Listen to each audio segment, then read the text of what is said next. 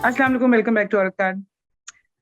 अक्टूबर 3 को इंडिया में दो वाकयात हुए और दोनों वाकयात में दो बहुत बड़े, बहुत मशहूर बापों के बेटे इन्वॉल्व। एक वाकये को इंडिया के मीडिया में बहुत ज्यादा कवरेज मिलती है, बिल्कुल हर वक्त 24 आवर्स वो उस पर फिक्सेट हुए हैं। और एक वाकये को इतनी ज्यादा अटेंशन नहीं मिलती। एक वाकया जो है उसमें कत्ल का इल्जाम लगता है और एक वाकये में ये इल्जाम लगता है कि मंशियात इस्तेमाल की गई। इन दोनों वाकयात में बहुत सी चीजें सेम है और बहुत सी चीजें मुख्तलिफ भी हैं। जो चीजें मुख्तलिफ हैं उसमें से एक ये भी है कि इन दोनों मशहूर बापों के बेटों में से एक बाप जो है वो मुसलमान है और एक बाप हिंदू है। अब ये किस्से हैं क्या? बेसिकली ये हैं कि शाहरुख खान साहब जो हैं, जो इंडिया के बहुत बड़े स्टार हैं, उनके जो बेटे हैं आर्यन खान, जिनकी उम्र 21-22 साल है, उनको मुंबई में गिरफ्तार किया जाता है कि वो एक क्रूज शिप थी, यार थी, उसके ऊपर पार्टी अटेंड करने गए हुए थे और वहां पे उन्होंने मंशियात का इस्तेमाल किया और शायद लोगों को। दूसरी तरफ अजय मिश्रा, उनके एक यूनियन मिनिस्टर हैं लोकल, जो उनके बेटे हैं आशीष मिश्रा, उनकी एक वीडियो भी आती है और उन पर इल्जाम भी लगता है कि जो इंडिया में फार्मर्स प्रोटेस्ट हो रहा है, जो किसान प्रोटेस्ट कर रहे हैं, उनका एक फार्मर्स प्रोटेस्ट चल रहा था उनके गांव से बिल्कुल करीब ही। वहां पे उनकी गाड़ियां आई, उनकी प्रोटोकॉल की गाड़ियां भी साथ थी, उनकी एक पूरी वो कॉन्क्लेव है और उन्होंने आके उनको फार्मर्स को पीछे से वो टकराते हैं और 4 किसान जो हैं वो वहीं पे मर जाते हैं। उसके बाद वहां पे थोड़ा दंगा फसाद हो जाता है जिसमें टोटल 8 लोगों की मौत हो जाती है। अब इन दोनों वाकयात का आपको गेस करना है कि किस वाक्य को इंडियन मीडिया ने बहुत ज्यादा बड़ा बना के पेश किया हुआ है, किस वाक्य को वो कुछ खास अटेंशन नहीं है। तो जी बिल्कुल यही है कि शाहरुख खान के वाक्य को, शाहरुख खान के बेटे आर्यन खान के वाक्य को उन्होंने बहुत बड़ा इशू बना लिया हुआ है, जबकि 4 लोगों के कत्ल का जिसपे मुकदमा बन रहा है उस वाक्य को वो इतनी अटेंशन नहीं दे। मेरी वैसे उसकी डिटेल्स हैं कि आर्यन खान की वो पकड़े गए थे क्रूज शिप पे या अगले दिन गिरफ्तार हुए थे, क्या हुआ था? अच्छा नताशा, पहले तो जैसे आपने बात की कि ये भारत के दो बेटों की कहानी है। एक तरफ है आर्यन खान जो शाहरुख खान के बेटे हैं, दूसरी तरफ है आशीष मिश्रा जो एक बीजेपी के वजीर के बेटे हैं। अच्छा, आर्यन खान पे जो इल्जाम है वो ये है कि वो किसी एक पार्टी पे गए, कोई शिप पे कोई पार्टी हो रही थी, वो वहां पे गए, वहां पे कोई ड्रग्स पड़े थे, कोई मंशियात थी वहां पे। आर्यन खान को उसी वक्त गिरफ्तार कर लिया गया और वो पिछले 8 दिन से जेल में और कस्टडी में है। उनके वकील कह रहे हैं कि इतनी मंशियात थी नहीं जो आपने उनको 8 दिन जेल में रखा। वो उनके वकील ये भी कह रहे हैं कि जब वो शिप में आए तो उनके पास कुछ था नहीं, कोई ड्रग्स उनके साथ उनके पास नहीं थे, लेकिन फिर भी आपने उनको गिरफ्तार कर दिया। बल्कि आप ये भी नहीं साबित कर सकते कि उन्होंने वो ड्रग्स कंज्यूम भी किए, लेकिन फिर भी वो 8 दिन से, एक 22, क्या उम्र है उनकी, 22-23 साल है, 22-23 साल उनकी उम्र है, और वो 8 दिन से जेल में है। अच्छा जी, आशीष मिश्रा साहब जो है उन पे ना कोई हैशटैग बना है, ना कोई खास लाइव कवरेज हो रही है। आर्यन खान पे हो रही है, आशीष मिश्रा पे नहीं हो रही। और उन पे इल्जाम है, जैसे आपने कहा, कत्ल का।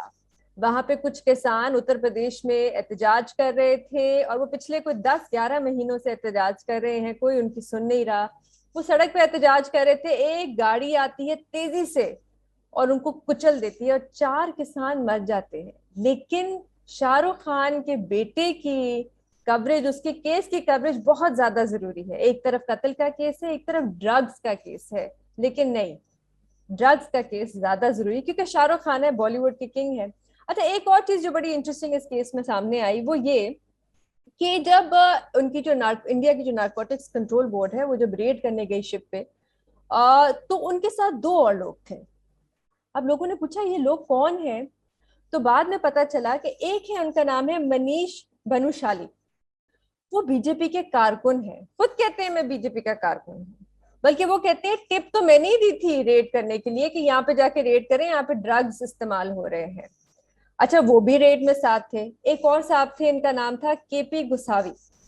इनकी आपने शायद तस्वीर भी देखी होगी, आर्यन खान की एक सेल्फी थी एक साहब के साथ, वो ये थे। ये अपने आप को एक प्राइवेट डिटेक्टिव कहते हैं।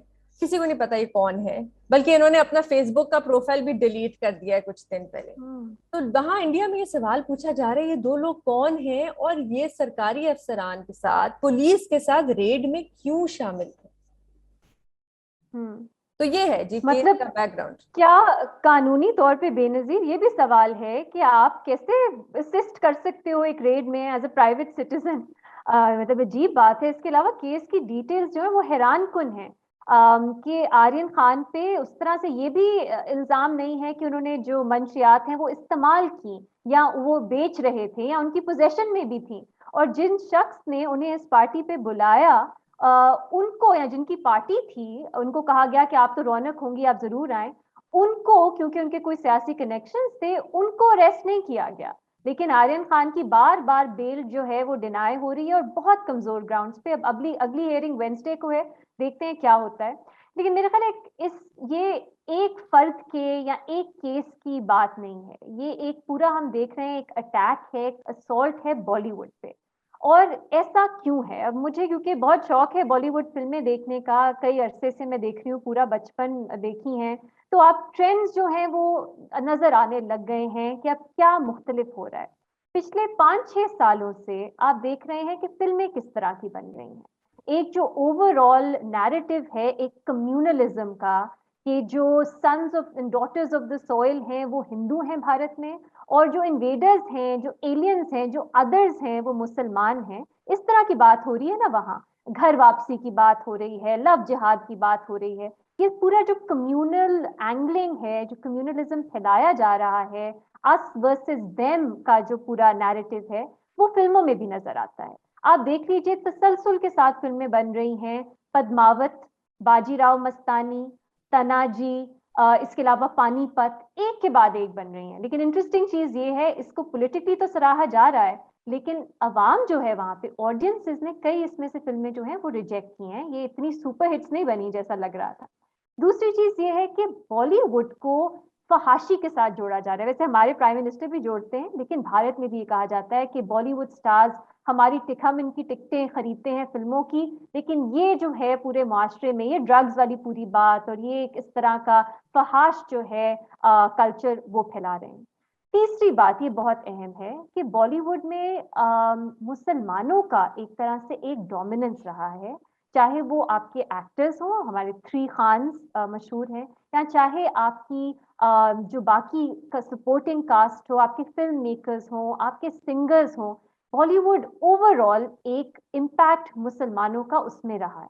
तो उसमें भी एक इशू है कुछ लोगों को। आतिश तासीर ने एक ट्वीट लिखी मेरा ख्याल है कल, और उन्होंने कहा एक आरएसएस आइडियोलॉग ने 2015 में कहा था खान्स के बारे में कि इनको तो हटाना ही है। आपने आतिश तासीर और की बात की, उनका एक आर्टिकल आया था अभी 1-2 महीने पहले। और मुझे वो दोबारा से याद आया जब मैंने ये केस पढ़ा आर्यन खान का, उसमें उन्होंने एक जगह लिखा था कि 2019 में शायद मोदी ने एक सेल्फी ली थी, आपको याद होगा, बॉलीवुड के काफी अदाकारों के साथ उन्होंने सेल्फी ली थी। तो आतिश तासीर ने लिखा कि उसमें कोई मुसलमान डायरेक्टर नहीं था, कोई मुसलमान एक्टर नहीं था बॉलीवुड का। तो मैसेज जो था वो मोदी की हुकूमत से बड़ा क्लियर जा रहा था कि हम एक नया बॉलीवुड बनाना चाहते हैं जहाँ पे मुसलमानों के लिए कोई जगह नहीं। अच्छा, इसी आतिश तासीर के सॉरी इसी आतिश तासीर के पीस में वो भी बात थी जो तांडव के बारे में, जो पूरी कंट्रोवर्सी हुई, तो उसके अंदर उन्होंने यही लिखा कि एक्चुअली उसकी कंट्रोवर्सी वो पॉलिटिकली मोटिवेटेड थी और वो इसी वजह से बनी क्योंकि डायरेक्टर भी मुसलमान था और एक्टर भी, यानी सैफ अली खान जो एक्टर थे वो भी मुसलमान थे। जी मैं आप कुछ कह रही। हाँ, मैं कह रही, तो एक तो ये मुस्लिम एंगल है, ये नजर हमें आता है कि एक टारगेट पे है मुसलमान जो बॉलीवुड में। लेकिन एक इशू पूरे बॉलीवुड का भी है, क्योंकि अगर आपने एक तरह से डोमिनेट करना है कल्चर को, लोगों की सोच को इन्फ्लुएंस करना है, तो आपने फिल्म में बहुत भारत में इम्पैक्ट रखती हैं, तो उनको भी कंट्रोल करना है। अब एक फिल्म इंडस्ट्री जो है, हम क्रिटिसाइज भी करते हैं, लेकिन वैसे देखा जाए तो जो बॉलीवुड है वो उसका एक पैगाम, एक जो इमेज, एक नैरेटिव है, वो प्लूरलिज्म का है।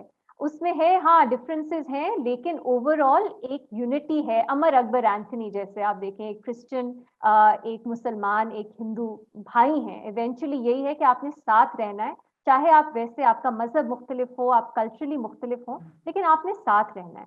तो इस मैसेज से बहुत इख्तलाफ है, एक तरह से जो रूलिंग रिजीम, रूलिंग नैरेटिव है उन्हें, इसीलिए बॉलीवुड पे अटैक किया जा रहा है। कुछ मैं एग्जांपल्स देना चाहूंगी इस अटैक के। एक तो अभी हम देख रहे हैं क्या हो रहा है कि शाहरुख खान को किस तरह उनके बेटे के केस के साथ जोड़ दिया गया है और पूरे कैंपेन्स चल रहे हैं शाहरुख खान के खिलाफ। उनको इसके कंपनीज ने अलावा ड्रॉप कर दिया है। वो drop एक कर है दिया है। कंपनी बायजूस, उनके वो ब्रांड एम्बेसडर है, वो ऐड नहीं चला रहे उनके डर के मारे। हाँ, अच्छा, हाँ, पूरा बॉयकॉट एसआर के रिलेटेड गुड्स, मेरा ख्याल है ये ट्रेंड कर रहा था, और अगर आप उस ट्रेंड पे जाके देखें किस किस तरह की बातें हो रही थी। अच्छा, एक पूरी लिस्ट उन्होंने निकाली, शाहरुख खान क्राइम्स, और उसमें से ये भी था कि उन्होंने पाकिस्तान को 40 करोड़ रुपए जो हैं वो डोनेट किए हैं, और अजीबोगरीब के उनके लिंक्स हैं टेररिज्म के साथ, और क्या इस तरह की बात तो अक्सर होती है, और ये बहुत ही परेशान कुन बात है। लेकिन आमिर खान ने 2015 में बात की कि माय वाइफ फील्स कि she feels unsafe in India, और उनके खिलाफ किस तरह पूरा कैंपेन चला था। सुशांत सिंह राजपूत की बहुत ही ट्रैजिक सुसाइड हुई, उसके बाद किस तरह उनकी रिया को, उनको भी किस तरह मलाइन किया गया, और पूरे बॉलीवुड को एक तरह से कसूरवार ठहराया गया कि नेपोटिज्म की वजह से, और पूरे बॉलीवुड ने सुशांत सिंह राजपूत को बहुत बुरा ट्रीट किया है।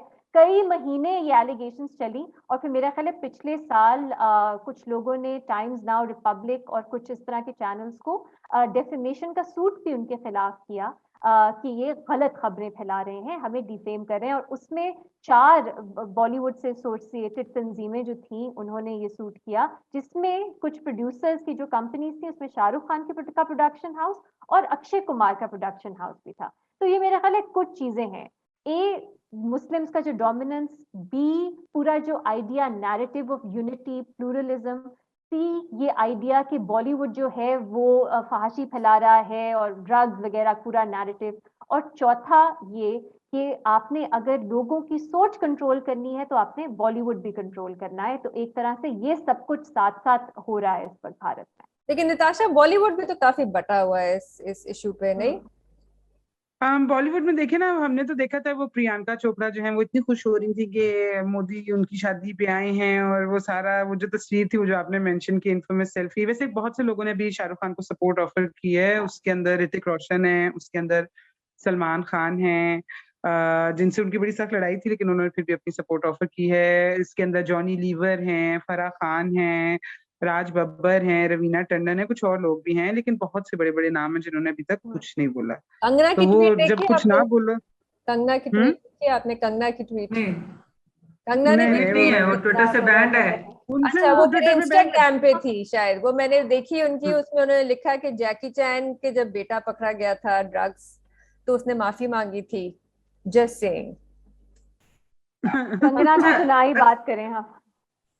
अच्छा, देखिए, ये खाली जो है ये बॉलीवुड के अंदर तो ये सब कुछ जो हो रहा है, लेकिन ये ओवरऑल एक इंडिया के अंदर जो है एक एंटी मुस्लिम कम्युनलिज्म हमने देखा ही है जब से मोदी की हुकूमत खासतौर पे आई है, तब से तो हम देख रहे हैं। अभी सितंबर के अंदर 2 रिपोर्ट शाया हुई, एक बीबीसी के अंदर जिसका नाम था beaten and humiliated by Hindu mobs for being a Muslim in India, और एक अल जजीरा में आई, shown their place Muslim livelihoods under attack in India. अच्छा, इन दोनों के अंदर, और खैर इस तरह की और भी रिपोर्ट्स जो हैं वो आती रहती हैं, तो इन दोनों के अंदर उन्होंने बहुत सारे वाकयात जो हैं वो उन्होंने एग्जांपल्स दी।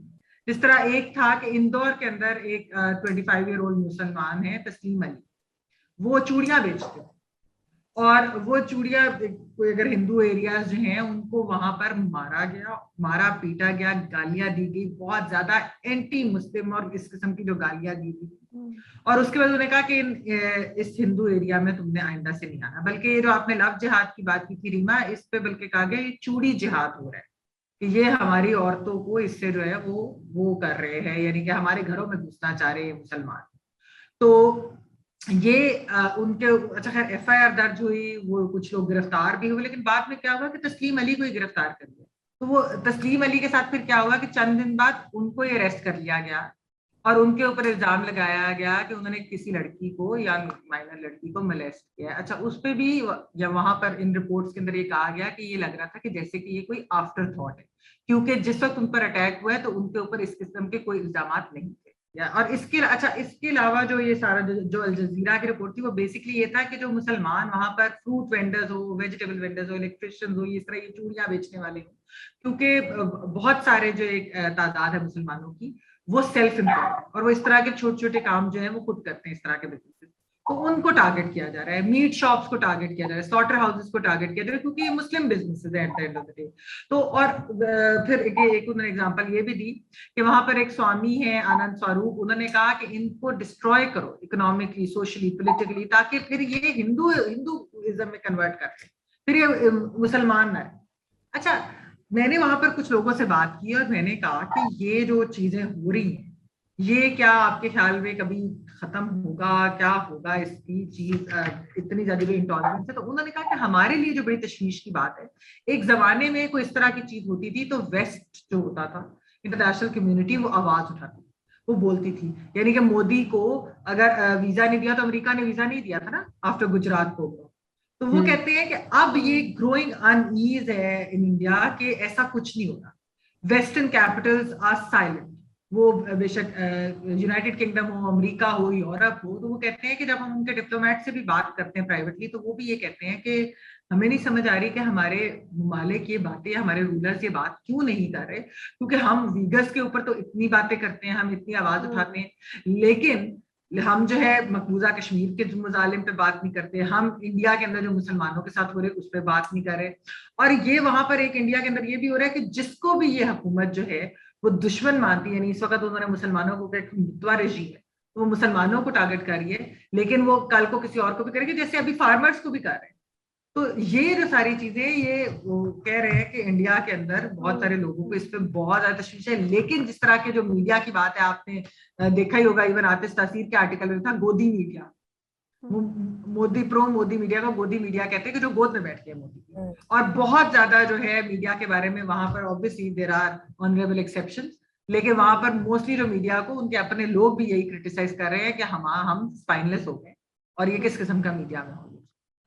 अच्छा, आवाज अगर जो उठाता है इस रिजीम के खिलाफ, उनके कॉन्सिक्वेंसेस हैं। आप लोगों को याद होगा दीपिका पादुकोण एक जेएनयू में प्रोटेस्ट का हिस्सा बनी, वहाँ anti CAA citizenship amendment law जो है उसके खिलाफ प्रोटेस्ट हो रहे थे और बहुत तशद्दुद हुआ वहाँ पे, और वो सॉलिडारिटी में गई स्टूडेंट्स के साथ। कुछ महीने बाद इसी तरह नारकोटिक्स कंट्रोल ब्यूरो, इन्हीं ने उनके खिलाफ भी एक इंक्वायरी शुरू की, और आप लोगों को याद होगा उनको भी क्वेश्चनिंग के लिए बुलाया गया। कोइंसिडेंस है या नहीं, लेकिन बहुत ही स्ट्रेंज बात है कि एक ही साल ये दोनों वाकयात हुए।